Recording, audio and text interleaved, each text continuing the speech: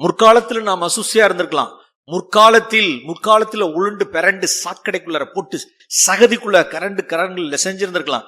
இன்னைக்கு நான் கழுவப்பட்ட பிறகு என்னுடைய வீட்டை இந்த தேவனுடைய ஆலயத்தை, பரிசுத்த ஆவியானவர் தங்கும் ஆலயத்தை நான் சுத்தமா காத்துக் கொள்றதுக்கு நான் தீவிரிக்கணும். ஒவ்வொரு ஆண்மகனுக்கும் ஒவ்வொரு சிறு வாலிபனா இருக்கட்டும், ஒவ்வொரு சகோதரனுக்கும் என் கண்ணால நான் பிடிக்கல, என் கண்ணுனால ஒரு அசுசியை நான் பிடிக்காதபடிக்கு என்ன காத்துக்கொள்ளுங்க ஆண்டவரே. ஒரு தேவனுடைய மனுஷன், தேவ மனுஷனுடைய மனைவியும் ஒரு முறை முக்கியமான ஒரு சிட்டில 2 பேர் நடந்து போறாங்க.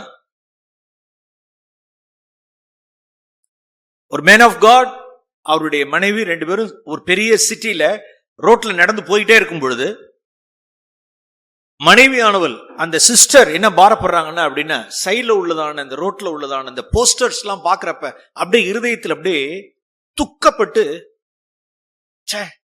இப்படி எல்லாம் போஸ்டர்ஸ் இருந்தா இந்த உலகம் எவ்வளவு கெட்டு போயிடும், எவ்வளவு அசுசியா இருக்கு டார்லிங், இத பாருங்களேன் எவ்வளவு மோசமா இருக்கு பாருங்களேன் அப்படின்னு சொல்றாங்க. ஒரு ஆதங்கத்துல பாருங்களேன் எவ்வளவு மோசமா இருக்கு. அதுக்கு அந்த தேவ மனுஷன் சொல்றார், எவ்வளவு ஞானம் பாருங்க. தன்னுடைய மனைவி, நானோ அதை நான் பார்க்க வேண்டிய அவசியம் இல்லை, பார்க்காமலே எனக்கு தெரியும் அது எனக்கு எவ்வளவு அது அசுசியா மோசமானதா இருக்குன்னு தெரியும். நான் அதை ஏன் பாப்பானே, என் கண்ணில் படம் பிடிப்பானே, அது ஏன் என்ன டிஸ்டர்ப் பண்ணுவானே, நானோ ஐ நோ, அது நான் பார்த்து தெரிஞ்சுக்க வேண்டியதில்லை, அது அசுசின்னு எனக்கு தெரியும். நான் ஐ டோன்ட் வாண்ட். எவ்வளவு ஞானம். அவன் தேவ மனுஷன். அப்படியா அசுசியா இரு பாக்குறேன், ஆமா அசுசியா தான் இருக்கு. அந்த மனுஷனை தேவ மனுஷன் சொல்ல முடியாது. பார்த்த மாத்திரத்தில் ஆண்டவரே நோ நோ நோ. சின்ன விஷயத்துல இடம் கொடுத்து ஆண்டவரே என் கண்ணில் பிடிச்சிடக்கூடாது, என் கண்ணில் பிடிபடக்கூடாது, காத்துக்கொள்ளுங்க. நாம் ஆரம்பத்திலேயே அவ்வளவு கேர்ஃபுல்லா ஜாக்கிரதையா, இந்த உலகத்துல எவ்வளவு சத்ரு என்னையும் நம்மையும் நம்மளுடைய குடும்பங்களையும் நம்மளுடைய பிள்ளைகளையும் அவ்வளவாய் தீவிரித்து தாக்குவதற்கு, அசுசியை எடுத்து கொட்டுறதுக்கு, தவளைகளுடைய ஆவியை எடுத்து கொட்டுறதுக்கு, அசுசியை எடுத்து கொட்டுறதுக்கு தீவிரிச்சுக்கிட்டு இருக்கான். இன்னைக்கு கையில இருக்கு, நம் ஜாக்கிரதையில் உள்ளார். ஆண்டவரே இன்னைக்கு பயன்படுத்தாம இருக்க முடியல, இன்னைக்கு மொபைல்ஸ் பயன்படுத்தாம இருக்க முடியல, அதனுடைய யூசேஜ்ல ஆண்டவரே நான் ஜாக்கிரதையா என்னை காத்துக்கொள்ளட்டும்.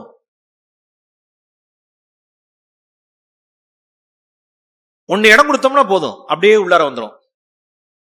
பிசாசு என்ன சொல்லுவான், ஒரு தடவை பார்த்தாலும் ஒரு தடவை தான் மன்னிப்பு கேட்க போற, 10 தடவை பார்த்துட்டு ஒரே தடவை மன்னிப்பு கேட்டுரு.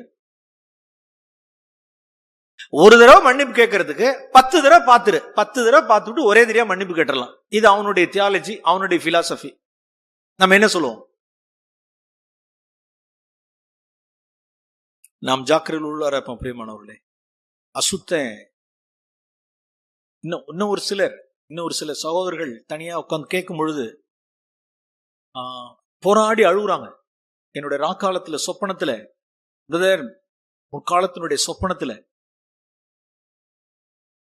என்னுடைய கடந்த காலத்தினுடைய காரியங்கள் போக்குவரத்து எல்லாம் மிட் நைட்ல எனக்கு கனவுல வித்தியாசமான காரியங்கள்லாம் வருது பிரதர்.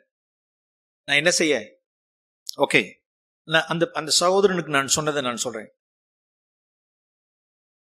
ஒரு 4 பைபிள் கொடுங்களேன், ஒரு 4 பைபிள் வெயிட்டா இருக்கிறதுக்காக ஒரு சின்ன பேப்பர், சும்மா 4 பைபிள், ஒரே ஒரு பேப்பர். Okay, thank you. இப்ப சிலர் என்ன யோசிக்கிறாங்க அப்படின்னா, என்னோட ராக்காலத்துல என்னுடைய 18ல 25ல 27 30ல நான் பண்ணது போக்குவரத்தெல்லாம் எனக்கு வருது பிரதர். உங்களை குற்ற மனசாட்சிக்கு நீங்க இடம் கொடுக்க வேண்டாம், குற்ற மனசாட்சிக்கு நீங்க இடம் கொடுக்காதீங்க. ஆண்டவருடைய ரத்தம் உங்களை பரிசுத்தமாக்கிடுச்சு. தேவன் உங்களை பரிசுத்தமாக்கினதை என்னன்னு சொல்லக்கூடாது, தீட்டுன்னு உங்களை நீங்களே கண்டம் பண்ணிக்க கூடாது, ஆக்கினைக்குள்ளா தீர்த்துக்கொள்ள கூடாது. உங்களை நீங்களே உங்களை ஆக்கினைக்குள்ளா தீர்த்துக்கொள்ள கூடாது. தேவன் உங்களை பரிசுத்தம் ஆக்கிட்டார். அக்காலத்தினுடைய சொப்பனங்களை குறித்தும் நீங்க ஒண்ணு யோசிக்க வேண்டாம். சுத்தம் உள்ளவனுக்கு சகலமும் என்னவா இருக்கும்? சுத்தமாயிருக்கும். உங்களுடைய கனவு கூட என்னவா இருக்கும்? சுத்தமா இருக்கும். பயப்பட வேண்டாம். ஆனால் நீங்க ஒரு காரியத்தை செய்யணும். இப்ப இப்படி ஒரு காரியத்தை என்ன செய்யறோம் அப்படின்னா, இப்படி இருக்கு இந்த ஒரு பழங்காலத்தினுடைய நிகழ்வுகள் இப்படி இருக்கு மேல அப்படி இருக்கு. இப்ப உருவணும்னா அவர் என்ன செஞ்சலாம் சொல்லுங்க பாப்போம். எடுத்துடலாமா இல்லையா? ஏன் அதுக்கு மேல என்ன இல்ல? உருங்க பாப்போம். ஸ்மைல் ஊத்தி விட்டுங்க. அப்படி வருது. இப்ப அதே இது ஓல்டு ரெக்கார்டு, அசுசியான ரெக்கார்டு. இதெல்லாம் நீங்க அழைக்க முடியாது. இப்ப நினைச்சா நினைச்சுக்கலாம். இப்ப நினைச்சு பாத்தீங்கன்னு வச்சுங்களேன், நீங்களே நினைச்சு பார்த்தாலும் நான் தொட்டது போனது வந்தது தின்னது வாயை தொடச்சது போக்குவரத்து எத்தல் நினைச்சுக்கணும் நினைச்சா நினைச்சுக்கலாம். நாம நினைவு கூறணும் நினைச்சா நினைவு கூர்ந்தா பழசு எல்லாம் ரெக்கார்டு எல்லாம் வரும். அதை நம்ம அசோசியேட் தேவையில்லாது.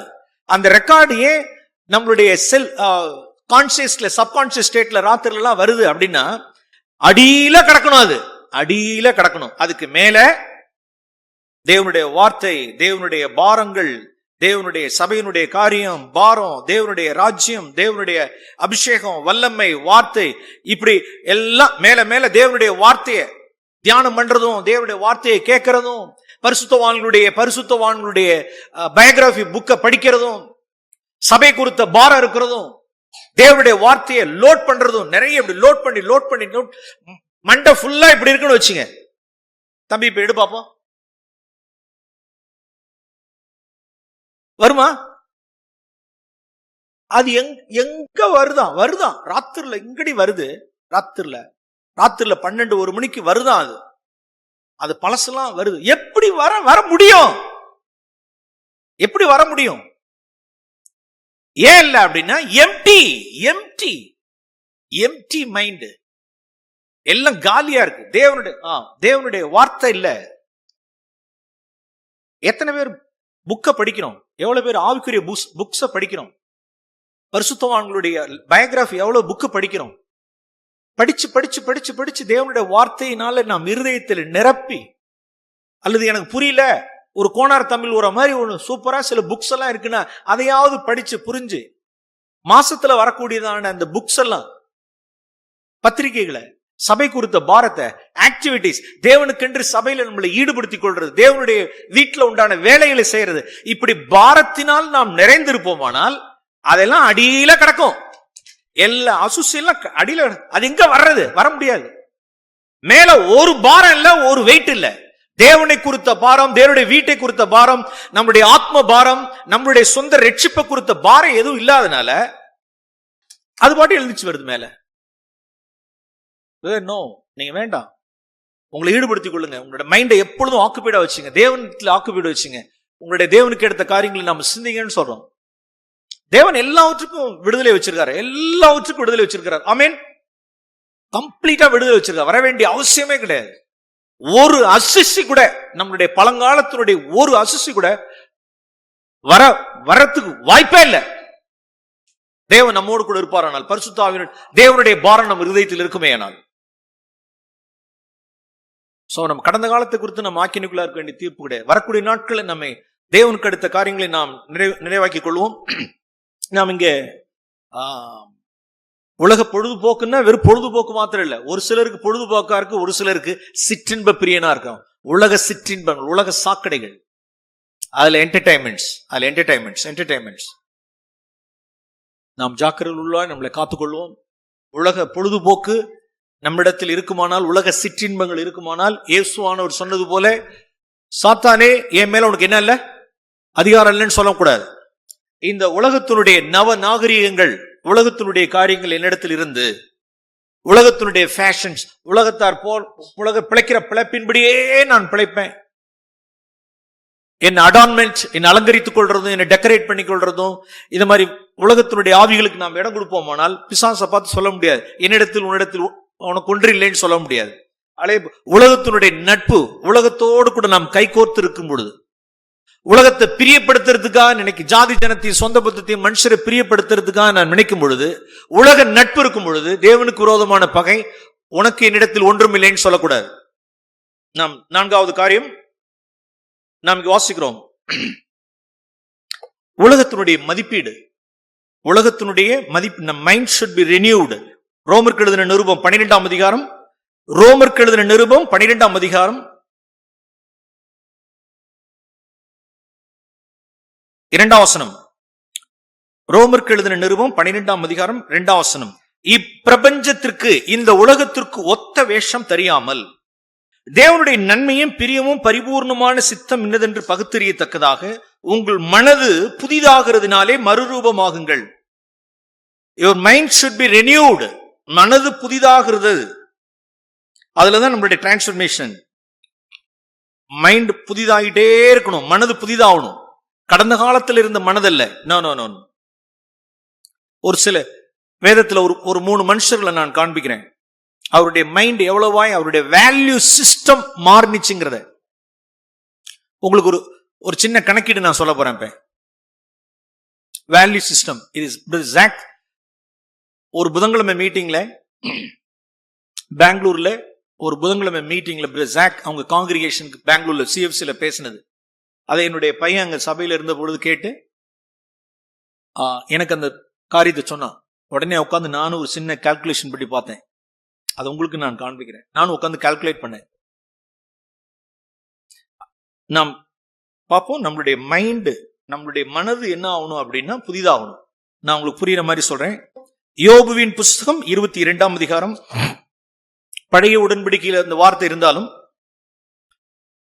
நம்மளுடைய மைண்ட் சிஸ்டம், நம்மளுடைய உலகத்தினுடைய மைண்ட் உலகத்துக்கு ஒத்த வேஷம் தரிச்சிடக்கூடாது நம்மளுடைய மனதுல. யோபுவின் புஸ்தகம் 22ஆம் அதிகாரம் 21ஆம் வசனத்திலிருந்து வார்த்தை. இது தேவனுடைய வார்த்தை. 21ஆம் வசனம். நீர் அவரோட பழகி சமாதானமாயிரும். நீர் அவரோட நன்கு பழகி சமாதானமாயிருந்தினால் உனக்கு நன்மை வரும். அவர் வாயினின்று பிறந்த வேத பிரமாணத்தை ஏற்றுக்கொண்டு ஒரு வார்த்தைகளை உம்முடைய இருதயத்தில் வைத்துக் கொள்ள வேண்டுகிறேன்.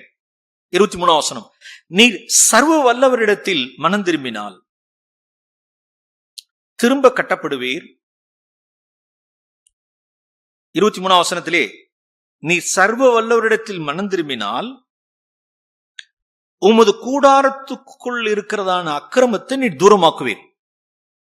நல்லா கவனிச்சுக்கிட்டீங்களா? அந்த வார்த்தை கரெக்டா வாசிப்போம்.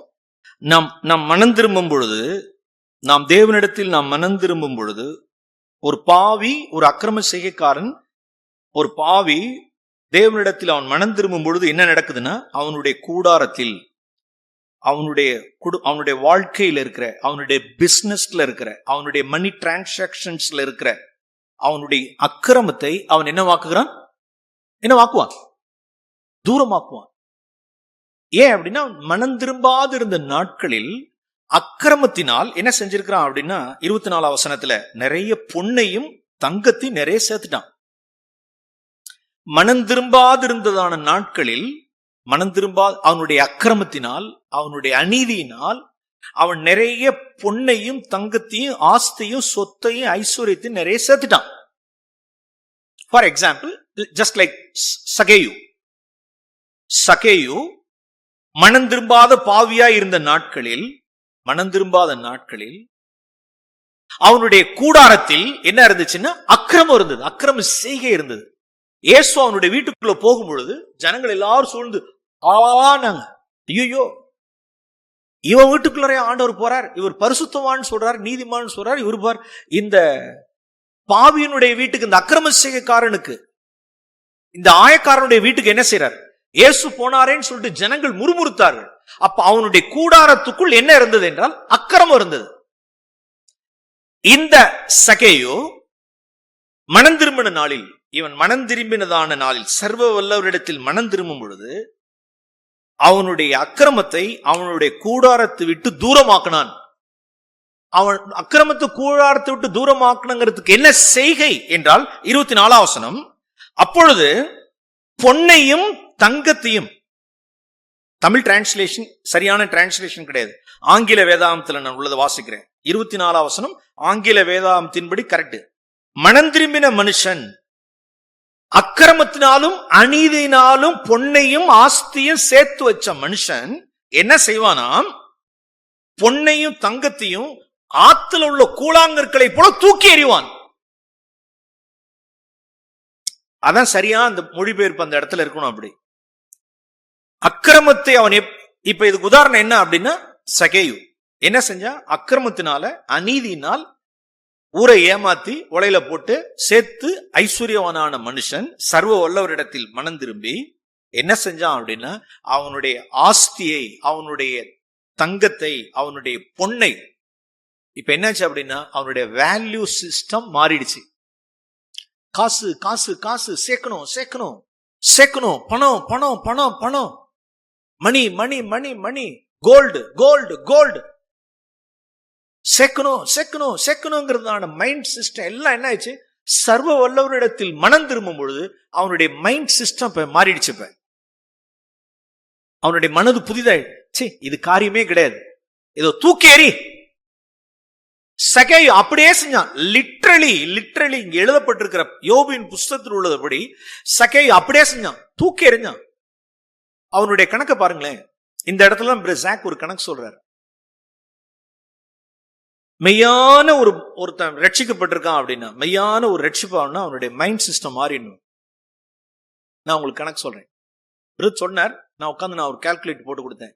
நீங்க எது சரிங்கிறத நீங்களும் யோசிச்சு பாருங்க.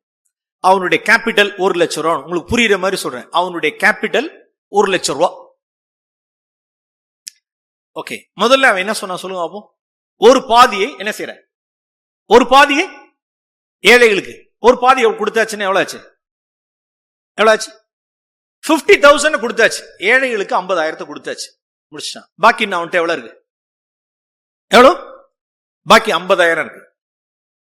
நான் ஒருவனிடத்தில் எதையாகிலும் நான் ஏமாத்தினது உண்டானால் நான் உனக்கு எத்தனை பங்கா தந்துடுறேன், 4. ஒருத்தன்ட்ட 10,000 ஏமாத்திருக்கான். சகேயு ஒருத்தன்ட்ட 10,000 ஏமாத்திட்டான்.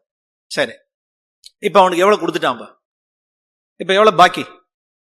இது ஒரு கணக்கு வச்சுங்க, இது ஒரு பக்கம், இது ஒரு கணக்கு. இந்த கணக்கு பாருங்க, இது உல்டா கணக்கு.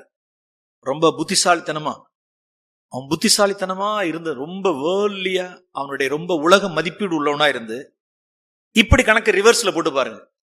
நான் ஒருவரிடத்தில் எதையாகிலும் அநியாயம் பண்ணியிருந்தால் நான் 4 தனியா கொடுத்துறேன்னு வச்சுக்கோ. ஓகே, இப்ப எவ்வளவு ஆச்சு, 1 லட்சம் ரூபாய் இருந்துச்சு. 1 லட்சம் ரூபாயில இப்ப 4 பங்கு கொடுக்கணும்னு எவ்வளவு ஆச்சு, எவ்வளவு, 40,000. பாக்கி எவ்வளவு இருக்குன்னா, இன்னும் பாக்கி 60,000 ரூபாய் இருக்கு. சரி, 60,000த்துல இன்னும் யாரெல்லாம் நான் ஏமாத்திருப்பேன் போக்குவரத்துல எனக்கு தெரியல, அதுல ஒரு பாதியை நான் என்ன செஞ்சிடறேன், பாதியை. அப்படின்னா பாதினா பாக்கி 60,000த்துல பாதி, ஒரு 30,000 நான் யார் கொடுத்துறேன், நான் ஏழைகளுக்கு கொடுத்துறேன்.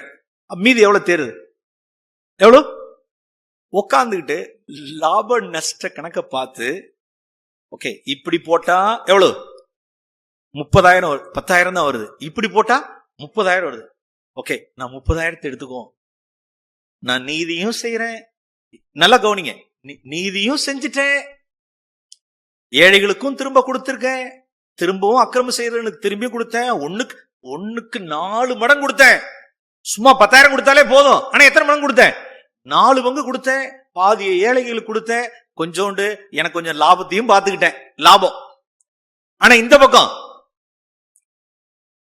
அது இப்படி அவன் மைண்ட்ல என்னெல்லாம் செய்யல சொல்லுங்க பாப்பா.